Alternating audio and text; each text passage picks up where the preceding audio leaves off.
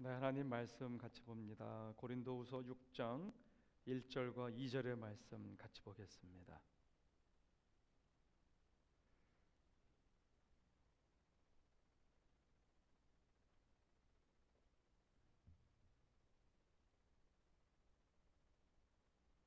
하나님 말씀은 고린도후서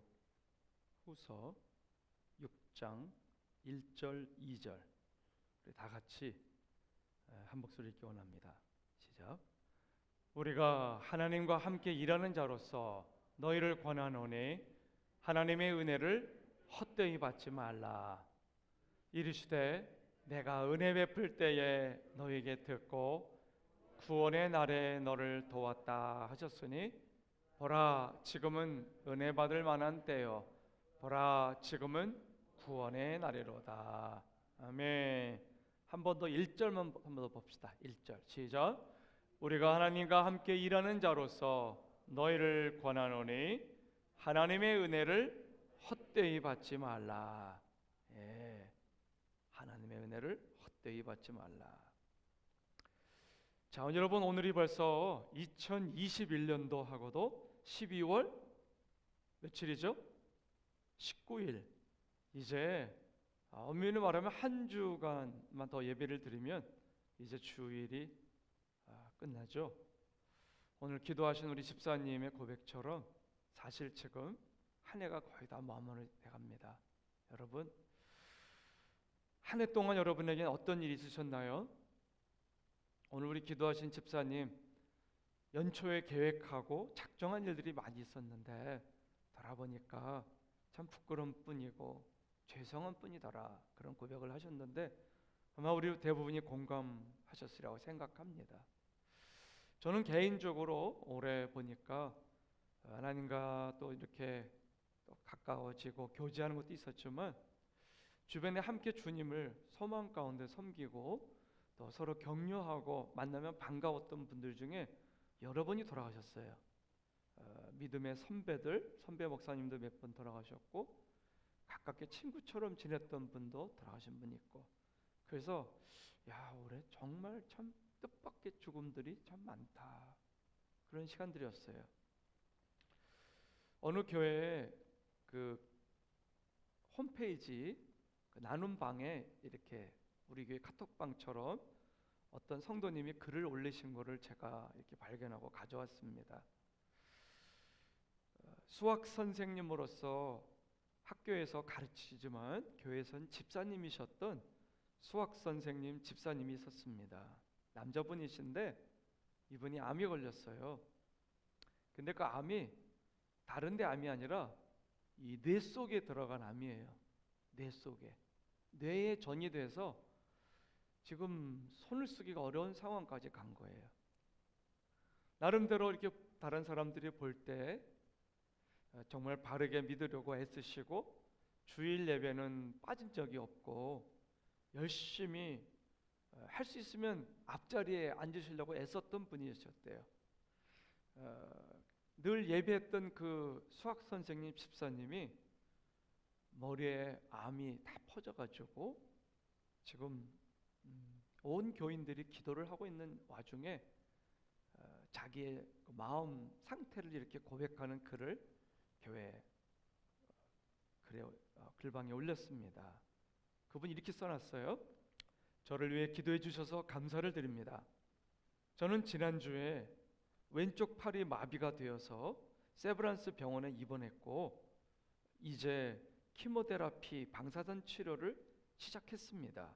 제가 할 수 있는 건 방사선 치료밖에 없다고 하더군요. 그러면서 저는 현재 죽음과 마주하고 있습니다. 제 입 밖으로 하나님 감사합니다 라는 고백이 나오더라고요. 왼쪽 팔만 마비가 되니까 남의 도움 없이도 밥을 먹을 수 있는 은혜가 감사했고 그리고 암 환자이지만 걸을 수 있고 택시를 타고 병원에 가서 방사선 치료를 받을 수 있으니 얼마나 감사한지요. 그리고 이렇게 이모티콘 웃는 모습을 이렇게 올려놨어요. 그리고 암은 제게 큰 축복의 병이었습니다. 왜냐하면 제가 하나님 앞에서 천국을 준비하며 죽음을 준비할 수 있는 시간과 기회를 주고 있으니까요. 제가 죽음 후를 생각해 보니까 정말 건강할 때 하나님 앞에 잘한 게 하나도 없더라고요. 천국 갈 수 있는 믿음이 있다고 확신할 수도 없었고, 믿을 것은 오직 예수님의 은혜밖에는 없었습니다. 그리고 이젠 정말 성경을 가만히 읽고 기도하고 하나님 앞에 잠잠히 머무르고 싶은 마음이 많이 생겼습니다. 사실 암이 생기기 전에, 이렇게 온 머리에 암이 퍼지기 전에는 가끔씩 성경을 의무감으로 봤을 뿐입니다. 지금은 가슴속 깊이 예수님을 사모하는 마음을 주셔서 성경을 읽고 또 읽고 또 읽고 있습니다. 이렇게 아직은 멀쩡한 오른손으로 글을 쓸 수 있는 것도 저에겐 할렐루야네요. 할렐루야예요. 또 이렇게 웃음을 써놨어요. 눈웃음을. 모두를 사랑합니다. 성도 여러분, 사실 이분은요 이렇게 글을 써놓고 마무리했는데 그 목사님이 거기 얘기했더라고요. 죽음이 얼마 남지 않았다고. 왜냐하면 머리에 다 퍼져가지고 수술을 할 수가 없는 상황이에요. 이제는 정말 이번에 그 교회 방에 올린 것처럼 죽음을 준비하면서 평범한 사람들처럼 살 수가 없는 거예요. 다시 생각하고 돌아보고 자기 삶을 돌아보고 그리고 천국을 돌아보는 그런 새로운 눈이 열린 거예요. 사실 목사님은 굉장히 고마운 마음이 들었던 거죠.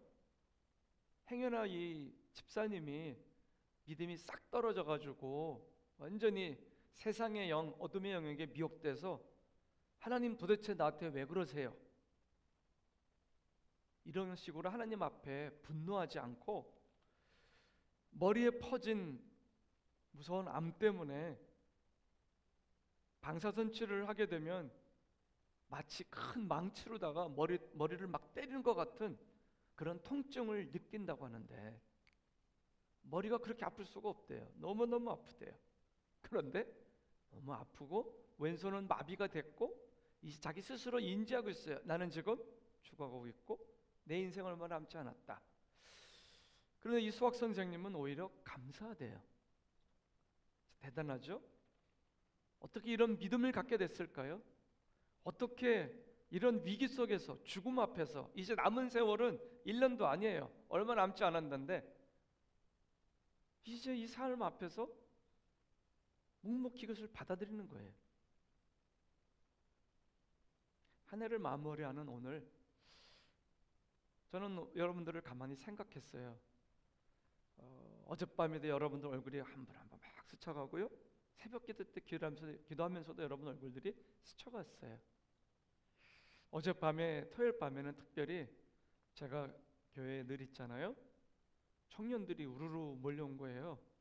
깜짝 놀랐죠. 토요일날 애들이 웬일인가 했더니 크리스마스 이브 때 발표할 찬양하고 댄싱을 준비하고 연습하러 왔다는 거예요. 얼마나 참 이쁘고 사랑스럽고 고마운지요. 그리고 그 아이들 얼굴을 가만히 보니까 예수님 믿고, 그리고 우리 호산나 교회에 와가지고 변화된 친구들이 참 많은 거예요. 그 중에 한 사람은 전도사님이 돼 있고, 또 한 사람은 또 리더가 돼 있고, 찬양 인도자가 돼 있고, 한 사람 한 사람 보니까 제 마음이 기쁘더라고요. 저도 한 해를 마무리하면서 새벽 이 코로나 시국에 여러 가지 상황들을 뒤로하고, 저도 아플 때가 여러 번 있었는데 몸도 좋지는 않았지만 가만히 돌아보면 너무 감사한 거예요. 내가 오늘 이대로 내 생을 마쳐도 그래, 난 나름대로 최선을 다하고 참 가치 있게 하나님의 은혜 주신 속에서 살아온 거 아닌가, 그런 마음이 좀 들었어요. 여러분은 어떠세요? 아마 우리 교인 중에 어떤 분들은 많이 변화되었기 때문에 하나님 앞에 그리고 변화되어 가고 있기 때문에 고마워하고 감사하는 분들이 있을 거고, 어떤 분들은 아마 극소수겠지만 저는 그냥 그저 그런 것 같습니다, 요즘에 저는 그냥 떨떠름합니다, 행여 그런 분들이 계실 수도 있을 줄 압니다. 저는 14년 전에 하나님의 강권적인 인도에 따라서 교회를 시작하게 됐습니다. 제가 다 준비가 됐기 때문에, 하고 싶었기 때문에 개척한 건 아니었어요. 하나님이 모든 환경 속에서 막 몰아가시는데 어떻게 할 수가 없는 상황이에요. 그리고 별로 뽑고 싶지 않은 카드였거든요. 왜? 이게 너무나 힘든 일이라는 사실을 저는 너무 잘 알고 있었기 때문에, 또 이 일을 위해서 내가 이걸 감당할 수 있는 그만한 능력이 아니라고 생각하고 있어서 주저했었는데, 하나님의 인도 가운데 시작을 했어요. 근데 하나님이 제게 주신 깨달음들이 있었거든요. 메시지들이 있었어요. 그것은 구원에 대한 메시지였고, 그리고 이 시대에 너무 많은 사람들이 예수님을 안다고 하는데, 예수님을 안다고 그러는데 그들의 삶은 모르는 사람처럼 사는 사람들이 너무 많은 거예요. 한국에서 제가 섬겼던 큰 교회들도 그랬거니와, 밴쿠버 교포사에 와서 17년을 살고 보니까 한국보다 더 심각했어요. 심각했고, 가정들은 더 많이 깨어져 있었고, 청소년들, 한국도 엄청 방황한다 그러지만 이곳에서 방황하는 세속의 영역이 한번 확 뺏겨가지고 그 속에 한번 들어간 애들은 갈 때까지 가더라고요. 여기를 보면서 야, 이거 진짜 보통 일이 아니로구나. 그래서 저는 오늘 한 해를 마무리하는 그런 메시지 가운데, 하나님 어젯밤에 제게 주신 마음뿐만 아니라 올해 제가 강조했던 메시지 가운데 이 메시지를 다시 한번 정돈하면서 성탄을 같이 준비하는 시간이 됐으면 좋겠어요. 요즘 제 마음에 성탄을 준비하면서 왔다 갔다 하는 여자는 마리아라는 여자예요. 마리아라는 사람은 본래 이름이 옛날에는 미리엄이라고 불렀던 이름이죠. 영어로는 메리. 그런데 이 여자는 우리가 성경을 봐서 알 수 있지만 좋은 믿음의 가문에서 태어났어요. 여러분, 이건 대단한 축복이에요. 나를 임신하고 낳아주신 엄마가 하나님하고 친한 사람, 하나님 때문에 문제들을 해결받을 수 있는 사람. 엄마가 너무 슬프고 괴롭고 아프고 답답하고 그러면 하나님 앞에 엎드려서 주여 하고 울면서 그 영의 통로가 열려있는 사람을 엄마로 뒀다. 이건 어마어마한 축복이에요. 근데 거기다가 그 위에 할머니까지 또 엄청난 기도의 할머니가 계시고, 그리고 그 하나님 할머니의 그 기도의 영성이 그 가정에 흐르고 있다. 이건 평범한 보험학이 아니죠. 만약에 그 가정의 아빠가 은혜 받은 사람이고 성령 받은 사람이고 성경을 정말로 읽고 생각하고 말하는 것과 행동하는 것이 완벽하게 같을 수는 없지만, 그래도 그 양심으로 살려고 몸부림치는 아빠고, 때때로 자식들 앞에 아빠의 연약함도 고백하면서 기도도 부탁하면서 때로는 용서도 구하면서 믿음으로 가자고 선포하면서 하나님 앞에 나아가는 아빠다. 어마어마한 축복이죠. 성경을 보면 예수님의 어머니인 마리아뿐만 아니라 요셉도 굉장히 믿음이 좋은 가문에서 태어난 사람들임을 보게 되죠. 근데 마리아는 또 어때요? 마리아 또한 그런 사람이었지만 그녀의 고백을 보면 그 가정은 경제적으로 또 사회적으로 인정받고, 그리고 사람들이 이렇게 높여주는 그런 가정은 아니었던 것으로 추정돼요. 왜? 비천하다고 자기를 표현해요.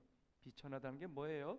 사람들 앞에 인정받지 못하고 존경받지 못하는 별 볼 일 없는 그런 가정의 딸입니다 라는 뜻이기도 하고, 그녀 자체도 그렇게 내세울 곳이 있는 여자가 아니었다는 뜻인데, 그런데 아마 우리가 시즌을 정확히 따질 수는 없지만 분명한 건 크리스마스가 이번 주라면 수여러 달 그 전에 이미 그녀는 성령에 의해서 임신을 했고, 우리가 추정하건대 어떤 학자들은 만 12, 13 요 정도로 생각해요. 12살, 13살. 그리고 조금 많이 먹었다 생각하면 14살, 15살 정도의 나이로 생각해요. 왜? 그때가 우리 조선시대나 그 옛날도 마찬가지지만 2000년 전에 이스라엘에도 결혼 적령기가 그 나이였으니까요. 자, 그런데 어때요? 어느 날 갑자기 천사가 나타나서 그녀에게 얘기하잖아요. 임신했다고. 너는 하나님께 큰 복을 받은 사람이라고 얘기하죠. 너무 황당하잖아요. 한 번도 남자랑 데이트를 한 적도 없고 손도 잡아본 경험도 없고 그런 여자인데 어떻게 임신을 해요?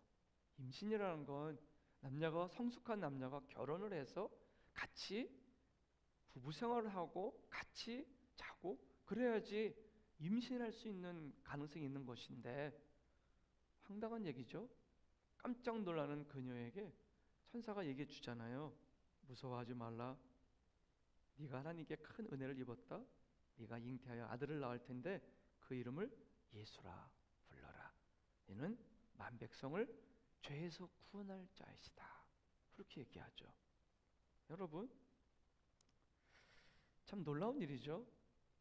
그러면서 믿지 못하고 멍해 있는 그녀에게 성령의 역사라고 말해주면서 너의 친척 나이가 많은 엘리사벳이라는 여자도 이미 지금 흰머리가 나 있는 할머니인데 하나님의 능력으로 성령의 능력으로 임신했다. 너보다 먼저 임신했어. 그렇게 알려주죠.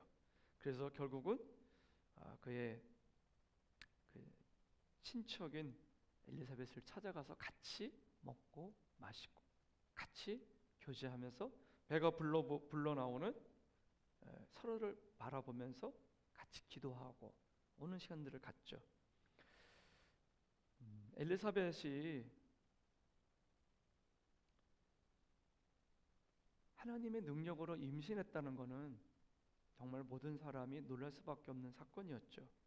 그러면서 말하기를 천사가 말하죠. 하나님의 말씀은 능치 못하심이 없다. 하나님의 말씀은 불가능이 없다라고 말합니다. 여러분 같이 한번 선포 봅시다. 하나님의 말씀은 능치 못하심이 없다. 하나님의 약속은 능치 못하심이 없습니다. 사랑하는 성도 여러분, 근데 놀라운 고백을 그녀가 하잖아요. 아버지도 모르고 어머니도 모르고 아무도 몰라요. 그런데 천사가 나타나서 얘기해주고 기적을 얘기해줘요. 그리고 친척 엘리사벳 그도 임신했다는 사실을 알려줘요. 하나님의 말씀은 불가능이 없다. 놀라운 건요, 이 어린 소녀로 보여지는 이 마리아가 보통 믿음이 아니었다는 거죠. 하나님하고 엄청 친했어요. 기도하는 사람이에요. 그리고 진짜로 하나님하고 늘 동행하는 사람이에요.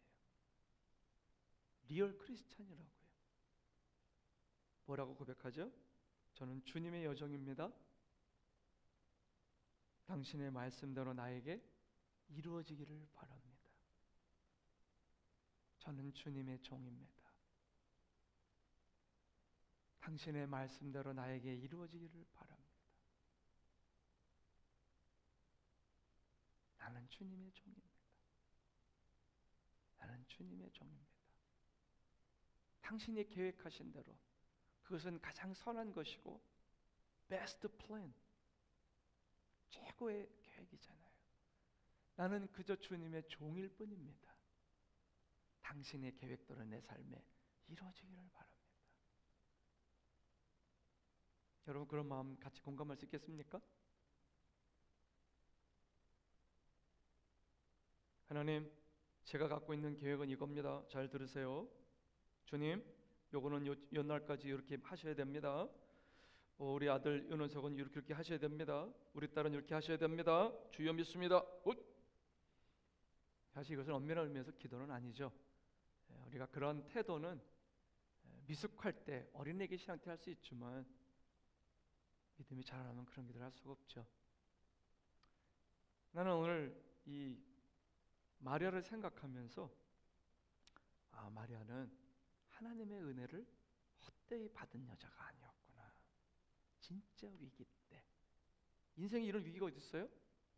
이 당시에 결혼하지 않은 처녀가 임신해서 배가 부르면 어떻게 되죠?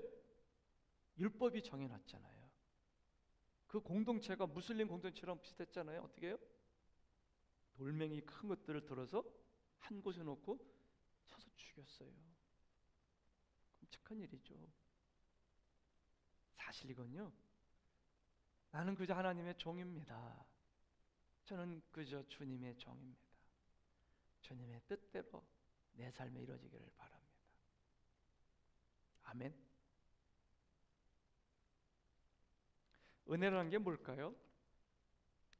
grace 혹은 charis. 은혜라는 것은 사람을 변화시키는 힘입니다. 사람을 변화시키는 힘. 오늘 본문을 보면 우리가 하나님의 은혜를 헛되이 받아서는 안 된다. 이 말에는 헛되이 받을 가능성도 있다는 얘기죠. 그러면서 말하기를 내가 너한테 정말 네 삶에 은혜가 필요할 때, 네 가정에, 네 인생에 정말 큰 은혜가 필요할 때 어떻게 했어요? I help you. 내가 널 도와줬다라고 말합니다. 지나간 한 해를 돌아보면 정말 주님의 은혜가 필요했을 때 하나님이 우리를 도와주신 사건이 있었음을 고백하게 되지 않습니까? 그리고 내가 너에게 들었다 그렇게 말씀하고 있어요. 우리가 너무 힘들고 고통스러우면 기도하게 되죠. 저도 너무 고통스러우면 신음처럼 기도가 나옵니다. 걸으면서도 기도가 나오고, 운전하면서도 기도가 나오고, 누우면서도 기도가 나오고, 일어나면서도 기도가 나오고, 계속 기도해요. 근데 고마운 건 하나님이 그걸 들으신다는 거죠. 여러분의 기도를 들어주시고 하나님이 그거를 도와주셨고 하나님이 응답해 주셨다고 본문은 말하고 있어요. 그러면서 말하기를 지금이야말로 네가 은혜 받을 때고 지금은 구원받아야 될 때다. 저는 오늘 우리 교회 가운데 오신 분들 중에 요즘 하나님이 계속해서 젊은이들에게 부흥의 영을 부어주고 계신데 우리 교회 와서 예수님을 못 만났던 분들은 꼭 예수님을 만나는 큰 축복 중에 제일 큰 축복 받기를 축복합니다. 예수님 만나는 것만큼 큰 축복이 없어요. 은혜란 건 뭐냐?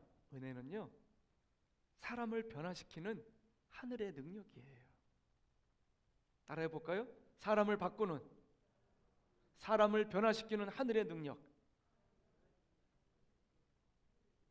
난 요즘에 청년들을 보면서 그걸 보고 있어요.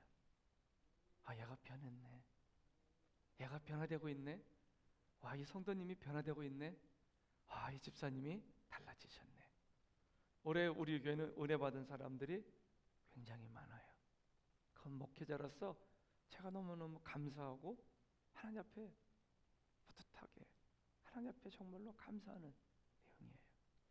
하나님의 뜻을 행하고자 하는 마음이 생겨요. 은혜 받으면 하나님 뜻대로 살고 싶어. Desire to live according to His word. 하나님의 뜻대로 말씀대로 살고 싶은 desire, 열망이 생겨요. 그게 은혜 받은 사람이라. 청년들 보면 요즘에 술 취한 사람들 같아요. 막 뭐 하려고 막 계속 찾아오고 연락 오고. 하나님의 뜻을 행할 수 있는 능력이기도 해요. 은혜 받으면 힘이 생겨요. 저는 쟤들 보면요, 올 때마다 내 방에 들어올 때마다 아, 내가 늙었구나 그걸 느껴요. 왜? 저도 굉장히 이렇게 좀 튼튼한 사람이거든요. 막 건강하고 막 지치지 않는 사람이에요. 막 이렇게 에너지가. 그런데 이제는 그렇게 말할 수가 없어요. 세월에 가고 그러니까 밤도 막 새고 그러니까 많이 지치거든요. 근데 우리 청년들이 제 방에 쑥 들어오면요 힘이 확 느껴져. 그리고 막 그들의 뭐 하려고 합니다. 우리가 오늘도 연습합니다. 하나님 위해서 우리가 뭘 준비하고 있습니다. 수련회도 준비합니다. 막 그러는데 제 마음에 그냥 신선한 바람이 확 불어오는 것 같아요. 조나단 에드워즈는 은혜를 두 개로 구분했어요. 유명한 부흥사고, 이게 목사님이거든요. 참된 은혜가 있고 거짓된 은혜가 있다는 거예요. Real grace and fake grace가 있다는 거예요. 진짜 은혜 받아서 뒤집어지는 게 있고 가짜 은혜가 있다는 거예요. 그분은 말하기를 거짓 은혜는 우리의 지성과 감정, knowledge and emotion, 여기에 깊은 영향을 주지만 의지, 뭘 행할 수 있는 will, 의지에는 영향을 못 준다. 설교 듣고 나서 목사님 오늘 진짜 은혜 받았습니다, 감사합니다, 인사를 하는데 사실 거짓 은혜를 받으면 그게 공허한 거짓말이 될 수가 있다. 그렇게 말은 했지만 사실은 그의 삶에 연결되지 않는, 변화되지 않는 거짓 은혜가 될 수 있다. 그렇게 말했어요. 그래서 그분은 말하기를 참된 은혜는 뭐냐? 진짜 은혜를 받으면 직접적인 생활이 바뀐다는 거예요. 생활이 바뀐다는 거예요. 마음가짐도 바뀌고, 그래서 마음 씀씀이, 사고방식, 생각하는 거, 이 모든 것에 영향을 확 준다 이거예요. 그리고 의지를 터치한다는 거예요. 의지, 내가 믿음으로 살아야지, 하나님 기뻐하시는 대로 살아야지. 그래서 은혜 받으면 결국은 행동이 바뀌더라. 그래서 무엇을 깨닫거나 큰 감동을 받았다고 그게 은혜가 아니라 마음 자세가 바뀌고, 그리고 행동이 바뀌고, 생활이 바뀌고, 나중에는 인격이 바뀌는 게 그게 예수 믿는 거다, 은혜 받은 거다. 근데 이 말은요, 맞는 말 같은데 사실은 조금 틀린 말이에요. 아니, 2% 부족한 말이에요. 물론 은혜의 목적은 우리의 의지, 믿음으로 살아야지, 주님을 섬겨야지, 주의를 범하지 말아야지, 성경을 가까이 해야지, 끝까지 주님을 바라보고 기도하며 살아야지, 천국을 준비해야지, 이런 의지의 변화에 있는 것은 맞아요. 그러나 은혜 받으면 진리 말씀이 열려서 진리 말씀이 마음에 들어오잖아요.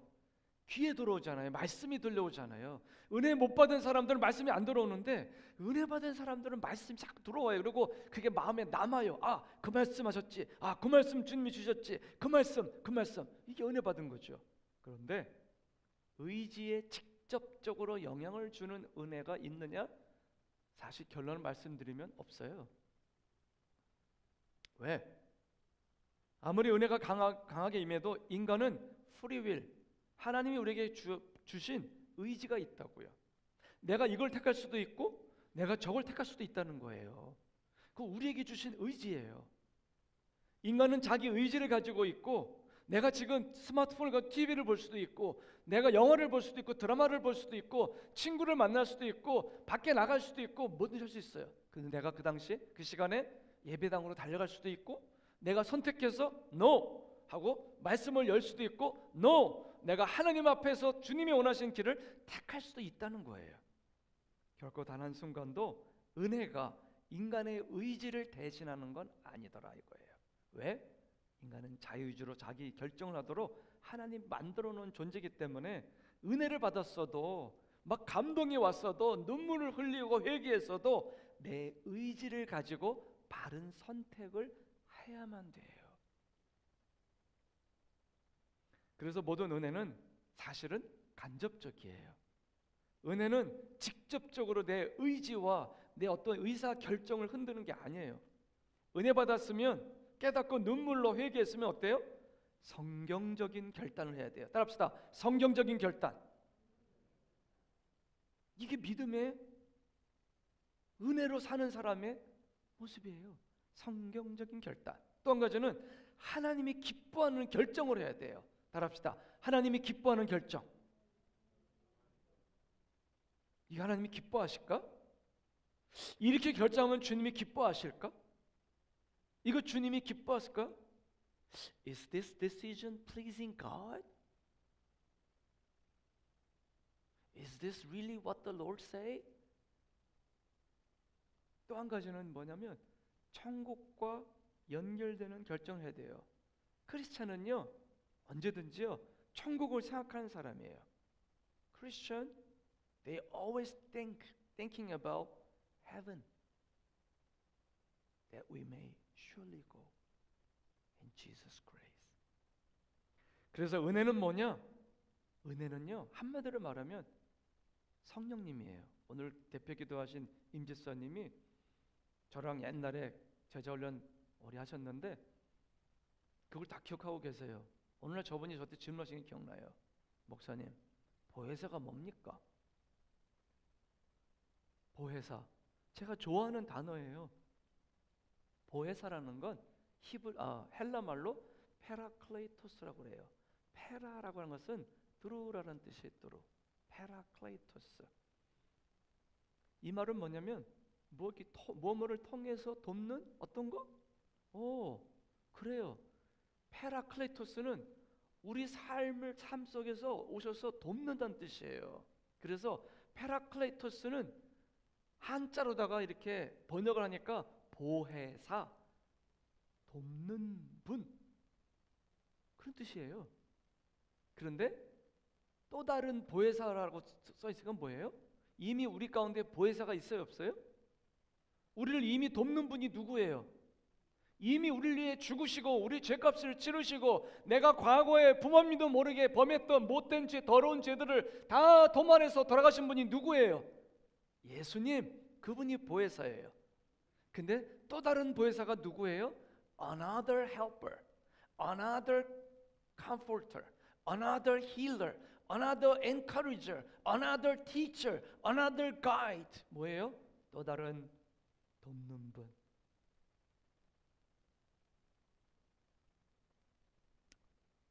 히브리서 4장 10절 보면 그러므로 우리가 긍휼하심을 받고 때를 따라 돕는 은혜를 얻기 위해서 은혜의 보좌 앞에 담대히 나아갈 것이니라 그랬어요. 여기 뭐랬어요? 돕는 은혜, 때를 따라 돕는 은혜. 히브리서 4장 16절. 때를 따라 돕는 은혜를 뭐하기 위해서? 얻기 위하여. 때를 따라 돕는 은혜. 여러분 살다 보면요, 어제도 하나님의 특별한 은혜가 필요할 때가 있었지만 오늘 아침에도 하나님의 은혜가 필요할 때가 있어요. 차 타고 교회 오는데 아차하는 순간 하나님의 은혜가 필요할 때가 있어요.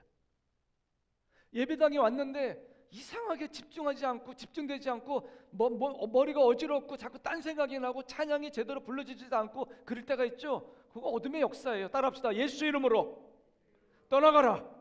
예수 이름으로. 예수 이름으로. 자꾸 돼야 돼요. 거울을 보고도 선포하고 하나님 앞에 자꾸.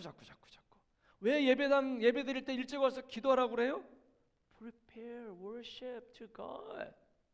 Prepare your attitude. 너의 태도를 조심하고 준비하라, 그 말 아니겠어요? 때를 따라 돕는 은혜. 은혜는 그래서 한마디로 말하면 뭐예요? 돕는 은혜라는 거예요. 결코 내 의지와 결단을 대신하는 게 아니라는 거예요. 은혜는 나를 돕는 거예요. 아멘? 은혜 받은 사람은 나를 돕는 은혜를 힘입고 있다는 거예요. 이 말을 이해하면 왜 누구는 은혜 받고 지식과 감정만 움직이고 어떤 사람은 의지까지 딱 변화돼 가지고 삶이 확 뒤집어지고 네 집 아들은 이렇게 바뀌고 네 집 딸은 저렇게 바뀌는데 왜 내 딸은 이러냐, 이럴 수가 있거든요. 근데 이 말씀을 제대로 이해하면 의문이 풀려요.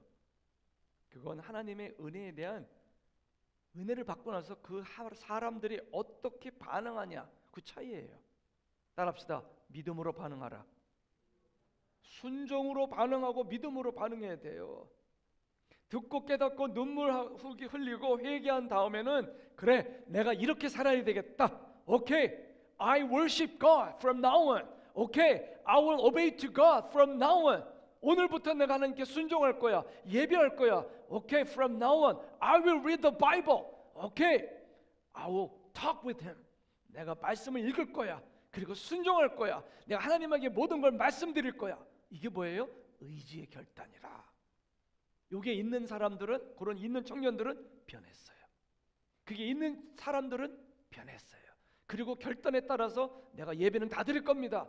그래서 밤에도 오고 새벽에도 오고 자꾸 애를 쓰면 어떻게 돼요? 더 많이 변해요.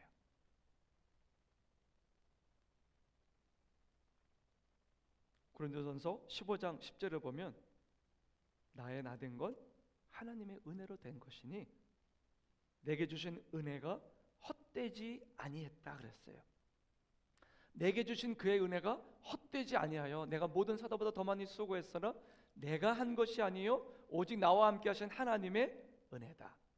여러분, 내게 주신 은혜가 헛되지 않았다는 구절이 두 번째 구절에 있는데, 하나님이 주신 은혜는 결코 헛되지 않다라는 뜻이라고 말할 수 없어요.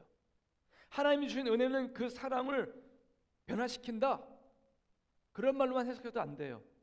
이 말에는요, 하나님의 은혜가 임했는데 그것이 헛되게 작용할 수도 있다 없다? 어떤 사람한테는 은혜가 엄청 임했는데 그 사람이 그 은혜를 헛된 곳으로 흘려버릴 수도 있다 없다? 있다는 거예요. 똑같은 자리에 있었는데 누구는 그거를 헛되이 받지 않고 아멘으로 받고 의지로 결단하고 예하고 어떤 구체적인 일을 결단하니까 뒤집어지고 달라지고 그 속에 있는 근심이 사라지고 어둠들이 떠나가고 묶였던 여러 가지 어둠의 세력들이 예수의 이름으로 떠나가니까 변화가 되는 거예요. 그런데 어떤 사람에게는 어때요? 그 의지가 헛될 수가 있는 거예요. 슬픈 일이죠. 고린도후서 6장 1절에 보면 오늘 본문, 우리가 하나님과 함께 일하는 자로서 너희를 권하노니 하나님의 은혜를 헛되이 받지 말아라. 변화되라는 거죠. 말씀을 적용하라는 거예요. 관념적인 믿음, 이게 믿음을 생각만 하지 말고 믿음을 삶으로 구체적인 것으로 이렇게 풀어내라는 거죠. 하나님의 은혜, 그래서 참된 은혜, 거짓 은혜 그런 게 있는 게 아니고, 은혜는 하나인데 그 은혜가 내 자유의지, 내 결단을 강제로 막는 게 아니고, 즉 은혜 받을 때 어떻게 되냐? 내가 어떻게 반응할 것인가. 엄마가 뭐라고 말했는데, 선생님이 뭐라고 말했는데 거기에 대해서 내가 어떻게 반응하느냐, 이게 되게 중요한 거예요. 내가 어느 길로 갈 거냐? 내 바른 결정을 따라서 그 은혜가, 내가 어떤 결정을 하느냐에 따라서, 어떻게 순종하느냐에 따라서 하나님이 그 어마어마한 은혜가 헛될 수도 있고 헛되지 않을 수도 있더라. 마리아는 10대 중반밖에 안 되는 어린 소녀예요. 그런데 우리가 봤을 때 어린 애인데, 그 당시에는 결혼 정년기의 여자지만 말도 안 되는 상황 속에 하나님의 능력으로 임신했는데 그걸 어떻게 받으래요? 그거를 받아들여요. 주의 종입니다. 하나님이 계획하신 대로 주의 뜻이 내 삶에 이루어질 줄 믿습니다. 주님 뜻하신 대로 하옵소서. 저는 가끔씩 그 찬양을 많이 불렀어요. In His Time이라는 찬양이에요. 주님의 시간에 주의 뜻 이루어지기를 기다려. 주의 뜻 이루어질 때 우리들의 모든 것 아름답게 변하리 기다려. 기다려 그때를. 기다려 그때를. 주의 뜻 이루어지리 기다려. 주의 뜻이 이루어질 때 내 삶에, 우리 가정에, 내 주변에, 내 인격에, 주변의 모든 것들이 어떻게 변해요? 아름답게 변하리. 따라합시다. 아름답게 변하리. 기다려. 여기서 말하는 기다림은요, 의지적인 기다림이에요. 의지적인 인내가 거기 들어가 있어요. 의지적으로 불평하지 않고, 누구 컴플레인하지 않고, 누구 탓하지 않고, 기회만 나면 입으로다가 은혜를 다 쏟아버리는 그런 어리석은 일을 반복하지 않고 딱 입을 막고 하나님 앞에서 내가 이렇게 살아가리라 했다는 거죠.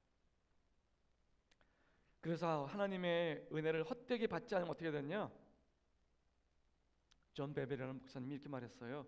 뭔가를 헛되게 받는 건 그 잠재력을 활용하지 않는다는 거다. 잠재력을 활용하지 않는다? Not exploiting potential power for God's glory. 내 안에 다 몰라요. potential, 잠재적으로 잠재되어 있는 그런 것들을 활용하는 거예요. 드러내는 거예요. We should exploit potential power that deep inside of us. 우리 깊은 내면에 있는 그런 것들을 활용해야 돼요. 예수의 이름으로, 믿음으로. 그래서 은혜를 헛되게 받지 않으려면 은혜를 사용해야 돼요. 은혜를 힘입어서 내가 할 일들을 해야 돼요. 내가 할 일들을 결정해야 돼요. 내가 뭘 할 것인가를 결정해야 돼요. 그래야지 성숙이 있고 성장이 있고 변화가 있고 호산나를 세우시고 호산나에서 원하는 하나님의 사람, 믿음으로 충만하고 말씀으로 충만하고 기도로 충만하고 마지막 때의 빛과 소금으로 살면서 말씀과 기도로서 이 땅을 깨어가는 깨어있는 성도가 될 수 있다는 것이죠. 그럼 뭘 해야 될까요? 은혜를 받은 다음에 뭘 해야 되나요? 아멘. 행동해야 돼요. 땡큐. 오늘 처음 온 형제예요. 아주 앞으로 앞날이 기대됩니다. 행동해야 돼요. 따라합시다. 행동하자. 너무 좋은 적용이에요. 오늘 행동하자. 맞아요. 고린도전서 9장 27절을 같이 읽어볼까요? 같이 읽어봅시다. 그 행동의 첫 번째, 시작. 내가 내 몸을 쳐서 복종하게 함은 자신이 도리어 버림을 당할까 두려움이로다.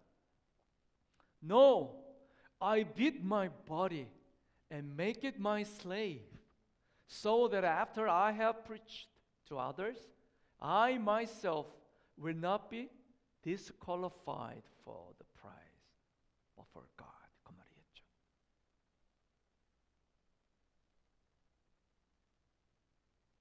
저 말을 잘못 오해해서 옛날 수도사들은 죄 짓고 나서 음란죄를 짓고 나서 회초리를 만들어 가지고 그 끝에다가는 이렇게 막 날카로운 걸 달아서 우통을 딱 벗고 자기 몸을 진짜 쳤잖아요. 루터의 그래도 보면 그런 게 나와요. 죄를 짓고 나서 정욕 때문에 힘들고 분노 때문에 힘들고 너무 힘든 거예요. 내 영이 그러한 내 모습을 인정하기가 너무 싫은 거예요. 화가 나는 거예요. 그래서 어떻게 해요? 바지를 벗고 무릎 반바지도 안 입고 돌 계단을 그 100개도 넘는 거를 올라가요. 무릎으로다가 울면서 죄송합니다. 하나님 아버지. 그게 뭐예요? 자기 학대죠. 나중에는 그래서 루터의 무릎에서 피가 막 나왔어요. 피가 막 터져 나오는 거예요. 피부가 얼마나 약한데. 그러면서 뭐예요? 나를 쳐서 내 안에 있는 정욕 이길 수 없이 하겠다는 거예요. 여러분, 사실 그것은 뭐 바른 신앙의 태도는 아니지만 그 안에 그 마음 자세, 하나님 앞에서 믿음으로 살아가는 그 중심은 귀해요, 안 귀해요? 귀한 거예요. 자기 몸을 쳐서 복종시킨다는 건 뭐예요?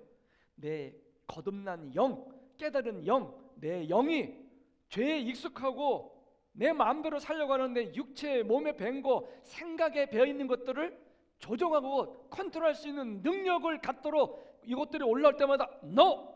올라올 때마다 안 돼! 여러분, 죄의 욕망은 너에게 있으나 너는 죄를 다스릴지니라. 바로 그거죠.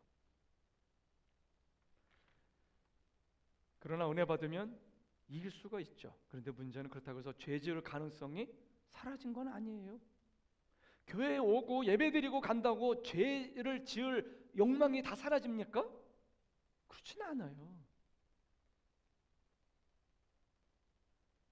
성령 받고 큰 은혜를 받아도 울며 뒹굴며 죄를 회개했어도 우리 안에 성령의 소욕, 그것과 함께 더불어서 육체의 소욕이 공존한다고 바울이 로마서에서 이야기하잖아요. 이때 성령의 소욕을 따라가지 않고, 즉 믿음으로 결정하지 않고 믿음으로 반응하지 않고 믿음으로 딱딱딱 정리해서 하나님 앞에서 나를 셀프 컨트롤하지 않고 주님께 포커스하지 않고 깨달은 대로 살지 않고 순간적으로 충동적인 욕망에 미혹되든지 육체의 소욕을 따라가면 어떻게 돼요? 받은 은혜가 어떻게 된다? 헛되게 된다. 도로아미타비라는 말을 쓰잖아요, 한국에서. 그래서 받은 은혜를 헛되게 하지 않으려면 어떻게 된다? 자기 몸을 쳐서 복종시키는 일을 해야 된다. 토저라고 제가 좋아하는 영국의 목사님이 있어요. 공부를 많이 한 분은 아니지만 사람들은 그분을 선지자라고 불러요. 그만큼 깊이 주님과 교제했던 하나님의 사람이에요. 제 방에 그분의 사진이 이렇게 붙어 있죠. 그분이 결과적으로 무슨 얘기를 했냐면요, 자기 몸을 쳐서 복종시키는 일을 말할 때 자기를 사랑하지 말아라, 그렇게 말해요. 너무 자기 사랑에 빠지지 말아라. 자기 존중이란 말은 다른 거예요. 셀피시한 걸 말하는 거예요. 뭐든지 자기만 생각하는 사람들이 있어요. 부부관계 속에서도, 자녀를 키우면서도, 교포 생활을 하면서도 그러지 말라는 거예요. 또 한 가지, 희생을 피하지 마라. 헌신해야 될 때는 헌신해야 돼요. 희생해야 돼요. 예배 끝나고 여러분들을 섬기기 위해서 음식을 준비한 분들이 있어요. 청년들을 위해서 금요일날 밥을 준비한 분들이 있어요. 국밥을 준비한 분들이 있어요. 애쓰는 분들이 있어요. 여러분, 땀 흘림 없이 그런 건 가능하지 않아요. 많은 사람들을 기쁘게 하려면 someone must be sacrifice themselves to please others. 세상 재미 내려놔라. 이게 또 토적한 말이에요. 안전하게 살고자 하는 그런 마음도 포기해라. 인기를 얻으려는 생각을 내려놔라. 모든 사람에게 인정받으려고 하는 그러한 생각도 버려라. 너무 외모에 집착해서 그것만 신경 쓰고 돌아다니지 말아라. 자기 방어 기제, 셀프 디펜스 메커니즘, 너무 그거에 집착하지 말아라. 이러면 내가 손해보는 거 아니냐고 그렇게 악보적 싸우지 말라는 거예요. 내려놓으라는 거예요. 세상의 성공을 추구하려고 하지 말아라. 그리고 이분은 그런 재미난 말 됐어요. 기도할 때 너무 주먹쥐고도 하지 말래. 이러면 주님에게 뭘 요구하는 그 태도가 무의식에 나온다는 거예요. 거기서도 포기하래. 주여. 기도하면서도. 야, 참. 다시 말해서 영적인 일, 주님의 일에 더 집중해서 네 안에 있는 정욕, 네 안에 있는 연약함, 한, 욕심, 이기심을 못 박는 사람이 되라. 그게 바로 뭐예요? 주님의 은혜를 헛되이 받지 않는, 자기를 십자가에 못 박는. 그래서 하나님 앞에 내려놓는 과정이라는 거죠. 자기 몸을 처복정시켜요. 두 번째는 뭐냐면 히브리서 12장 4절이에요. 아까 우리 형제가 행동해야 되죠 그랬잖아요. 행동해야 된다. 같이 들어봅시다. 어떻게 싸워야 되는가? 읽어봅시다. 시작. 너희가 죄와 싸우되 아직 피 흘리기까지는 대항하지 않았다. 와우, 성경이 이렇게 강한 말이 있어요.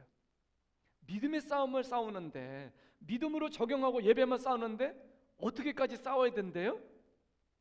피 흘리기까지 싸워야 된대요. In your struggle against sin, you have not yet resist to the point of shedding your blood. 피 흘리는 지점까지 그렇게 이를 물고 싸우지 않았다는 거예요. 네 죄와 싸우되 피 흘리기까지 싸워라.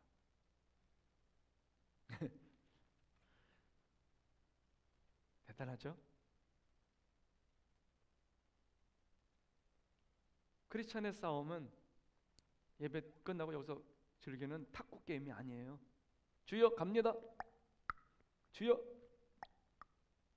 그런 게 아니에요. 배드민턴도 아니에요. 이런 게 아니에요. 크리스찬의 싸움은 그게 아니에요. 성경에 나와 있어요. 요즘 우리가 청년들이 많이 좋아하는 Ultimate Fighting, UFC와 비슷해요. 이건 어디서 공격이 들어올 줄 몰라요. 이렇게만 싸운다고 다 대가 하는 게 아니에요. 발길질도 해야 되고, 나중에 부딪히면 그때는 막 씨름을 하듯이, 레슬링하듯이 온몸으로 싸우는 거예요. 처절한 싸움이라고 말해요. 왜 이렇게 싸워야 되죠? 성경은 말해요. 죄를 가만히 방관하고 놔두면 어떻게 된다? 죄의 결과가 뭐다? Death. The penalty of sin is death. 여기서 말하는 사망은 그냥 우리가 죽는 게 아니라 지옥 가는 걸 말한다고요. Second death, 그걸 말하는 거예요. 그런데 여러분, 제가 어제 청년들 보면서 다시 한번 깨달은 게 뭔지 아세요? 혼자 싸우는 사람은 지지만 같이 저렇게 힘을 모아서 서로 격려하고, 금요 차릴 때도 보니까 청년들이 여기 모아가지고 방송 모아놓고 다 같이 먹고 서로 막 죄야 막 삼창하고 막 그냥 그러는데 너무 좋더라고. 왜? 나도 청년 시절에 좀 그런 은혜들을 받았거든요. 그렇게 전 10대 저도 그랬었는데, 여기 밴쿠버에서는 그런 걸 도통 볼 수가 없었는데, 내가 그토록 꿈꾸고 기도했던 게 이제 10몇 년이 되니까 막 일어나고 있어요. 평범하고 변화될 것 같지 않았던 형제가 바뀌고 변화되고 달라지고 울며 기도하고 울며 찬양하고 하나님의 말씀을 붙들고 그분이 원하시는 거라면 그대로 내가 옛 삶을 올인해 가지고 뛰겠습니다. 하나님 아버지, 이 땅이 다가 아니라 여기 인생이 여기만이 아니라 분명히 천국이 있고 해븐이 있고 헬 지옥이 있고 하나님의 나라가 있는데 아버지 하나님 가치 있게 살다가 죽을 거예요. 청년들이 그런 모습을 보여주니까 너무 좋더라고요. 야, 같이 연합하니까 저렇게 힘을 얻는구나. 동물의 왕국에서도 항상 빨리 죽임당하는 사슴이나 소는 정해져 있어요. 약한 놈들을 알아가지고 사자나 누가 올 때 어떻게 해요? 어른들 안으로 쑥 들어가. 거기서 있어요. 그러면 어른들이 벌써 와가지고 뭐야 너 이러면서 들이받고 보호해주잖아요. 그런데 항상 죽는 놈도 누구예요? 맛있는 거 저기 있다고 혼자 가갖고 혼자 동떨어져서 먹는. 그럼 어떻게 돼요? 타깃이 돼. 영적으로도 똑같아요. 항상 내가 약할 때 여러분 하나님의 사람들, 우리가 요즘에 우리 유견성당 만들 중 이거잖아요. 뭐라고 그랬어요? 또한 너는 청년의 정욕을 피하고 순결한 마음으로 주를 부르는 사람들과 함께. 어떤 사람? 순결한 마음으로 주 예수님을 찬양하고 주님의 도움을 구하고 주님의 이름으로 일어나고 주님의 이름으로 물을 건너고 주님의 이름으로 성을 부수고 주님의 이름으로 기적을 만나는 사람들과 함께 뭐해라? 의를 쫓아라. 십자가를 붙들어라. 믿음으로 살아라. 사랑하며 살아라. 그리고 화평을 만들어가는 사람이 되라. 아멘. 그리고 어리석고 무식한 논쟁 하지 마라. 뭔 소리예요? 좌우간 싸우지 마. 쓸데없는 주제로 싸우지 마. 그런 말 하지도 마. 의미 없는 거. 그 얘기예요. 쓸데없는 말싸움 하지 마. 그리고 너는 주의 종이야. 따라합시다. 난 주의 종이다. 목사님은 주의 종이 아니에요. 우리 모두가 다 주의 종이에요. 여러분 다 하나님의 종들이에요. 그럼 어때요? 마땅히 주의 종은 다투지 아니하고 싸우지 않는다는 거 아니에요. 이게 지금 디모데후서 우리 이번에 외우기라는 거 말이죠. 다투지 않아. 하나님의 사람, 하나님의 종은 싸우지 않아. 일단은 싸우면 안 돼. 할 수 있으면 안 싸워. 싸우면 피해. 아멘 합시다. 모든 사람에 대해서 온유하게 대해, 부드럽게 대해줘. 그리고 그 사람을 자분자분 말씀으로 잘 가르쳐줘. 그리고 인내하면서 오래 참으면서 어떻게 돼요? 참아야 돼. 참는 것이 없는 신앙생활은 없어요. 목사님 혹시 저는 다른 건 다 하겠는데 저는 못 참습니다. 저는 참는 거 빼놓은 신앙생활 없습니까? 딱 하나 있습니다. 가시면 됩니다. 떠나시면 끝이에요. 그러나 그때까지 부르실 때까지 하늘나라 가기까지는 예수의 이름으로 주님과 함께, 때로는 이런 현실을 바라보면서 하나님께로 초점을 맞춰야 돼요. 그리고 반대하는 사람들을 온유함으로 바라잡아야 돼요. 왜?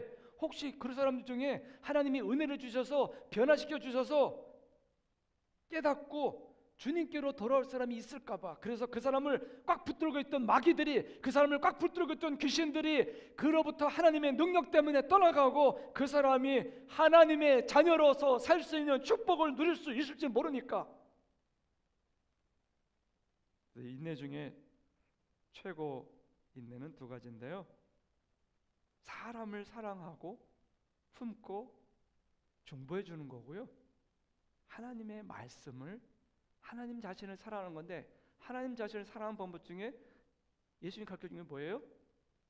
나를 사랑하는 자들이 나의 사랑을 입으며 나를 간절히 찾는 자가 나를 만나는데, 나를 사랑하는 자는 내 계명을 지킨다고 그랬거든요.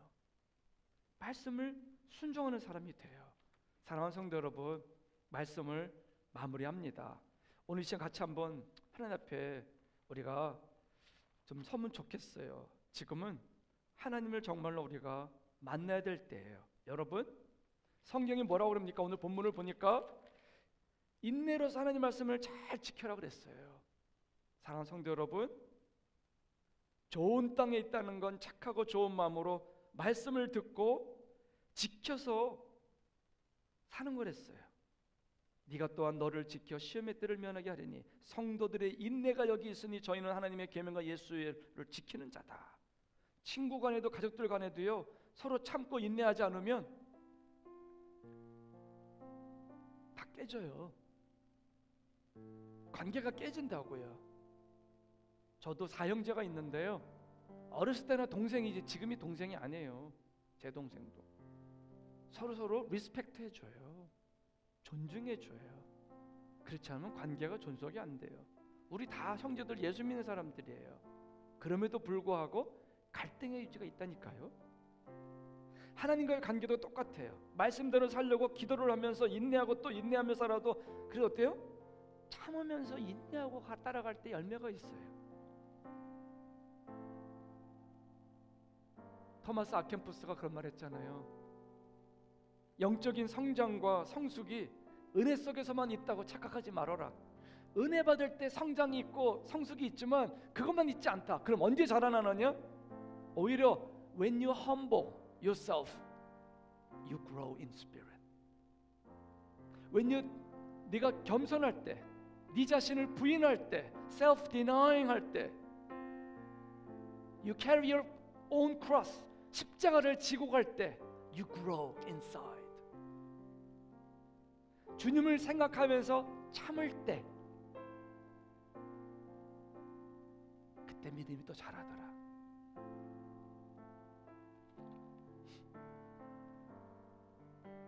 같이 한번 기도할 때, 하나님, 거룩하게 살고 싶습니다. 회개하며 믿음으로 매일매일 주 앞에 깨어있기를 원합니다. 하나님의 은혜만으로 되는 것이 아니라, 하나님, 내가 깨어서 내가 구체적으로 해야 될 일이 있었군요. 내가 구체적으로 해야 될 행동이 있었군요. 십자가를 지게 하시고 쳐서 복종시키게 하시고 피 흘리기까지 싸우게 하시고 인내의 말씀을 지키면서 한 해를 마무리하기를 원합니다. 어떤 청년들은 이렇게 살았기 때문에 연초와 지금은 많이 변화가 되어 있습니다. 어떤 사람들은 바뀌었지만 어떤 사람들은 하나님 그렇지 않을 수도 있습니다. 오늘 다 같이 한번 기도하십시다. 하나님, 이 한 해를 마무리하는 이제 마지막 2주밖에 안 남았는데, 이제 이번 주는 크리스마스인데, 하나님 다시 한번 주 앞에 나아갑니다. 통솔 한번 기도하십시다. 아버지, 하나님의 은혜를 헛되이 받는 자가 아니라 하나님의 은혜를 내 삶에 구체적으로 적용하고 내 삶에서 행동하되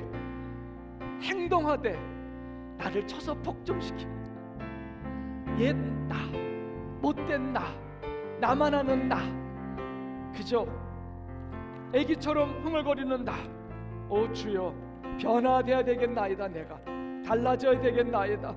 하나님, 나를 만져주옵소서. 하나님 아버지, 붙들어 주옵소서.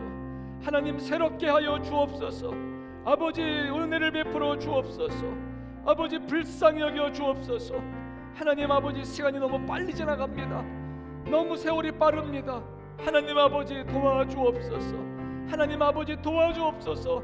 내게 주신 자유의지를 가지고, 하나님 아버지 내게 주신 결단을 가지고 한순간도 은혜 속에 있으면서 내 의지를 함부로 두지 않게 하시고, 내가 지혜롭게 믿음을 쫓아 지혜로운 결정을 하도록 말도 조심하고 불평하지 않고 탓하지 않고 누구 탓하지 않고 싸우지 않고, 하나님 다시 한번 나의 연약함을 붙들고 주 앞에 엎드리는 종들 되게 하시고, 하나님 다시 한번 예수의 이름으로 일어나서 다시 한번 주님의 은혜를 힘입고 은혜의 능력으로 결단하고 행동하는 호산나 성도들 되시게 해 주옵소서.